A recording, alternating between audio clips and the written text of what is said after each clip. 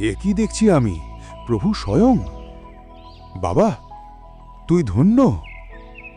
আসলে তো আমার ভগবানের চরণ স্পর্শ আগে উচিত, কিন্তু আমি যে মুগ্ধ হয়ে গেলাম তো ভক্তিতে দামোদর। আমি তো শুধু ভগবানকে আহ্বান করেছিলাম বাবা। এই নিষ্পাপ বালকের ভক্তি আমাদের এখানে টেনেছে। আমি তো শুধুই ভালোবাসার ক্ষুধার্ত। যে ভক্তই আমাকে নিষ্পাপ নিঃস্বার্থ মনে ভালোবাসা ভক্তি দিয়ে আহ্বান করে, তার ডাকে আমি না এসে পারি না। হে ভগবান, আমাকে ক্ষমা করে দিন। আমাকে কোনো নিয়মে বাধা যায় না। ভক্তি হলো আমাকে পাওয়ার একমাত্র পথ।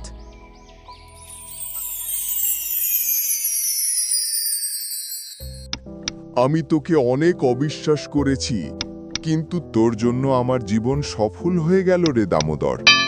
চল আমরা আশ্রমে ফিরে যাই, ভক্তির সাথে প্রভুর নাম ধ্যান করি।